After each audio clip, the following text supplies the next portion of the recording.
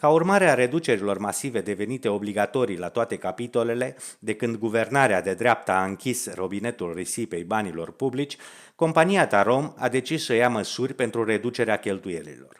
Printre ele, introducerea avioanelor Boeing monomotor pentru zborurile externe și a covoarelor zburătoare ecologice pentru deservirea curselor interne.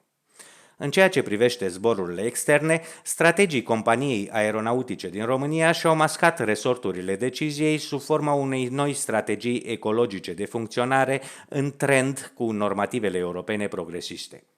Tarom a anunțat astfel că toate zborurile sale din Europa vor fi deservite de Boeing-uri ecologice supranumite 737-800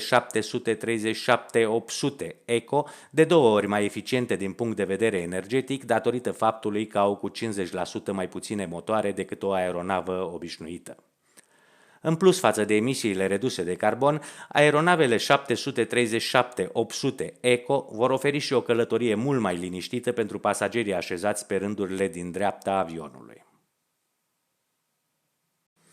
După un scurt zbor de testare în jurul Bucureștiului și un spectaculos foc de artificii, suntem mândri să anunțăm noul Boeing 737-800 Eco, a anunțat purtătorul de cuvânt al companiei.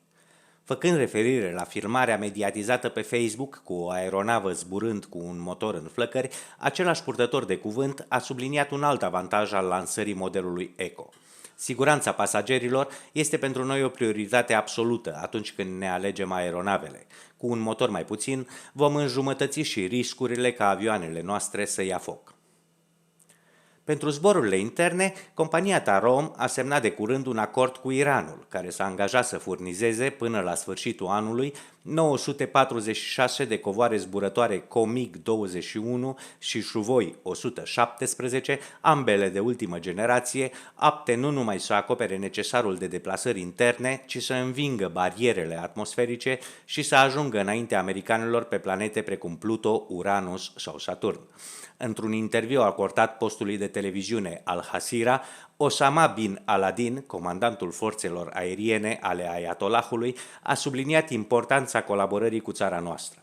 Popoarele noastre prietene de atâtea decenii nu vor sta cu mâinile în sân privind cum americanii colonizează întreaga galaxie. Suntem pregătiți împreună cu România pentru măreața cucerire a spațiului. Forțele noastre aeriene vor fi purtate cât mai curând de Allah printre stele.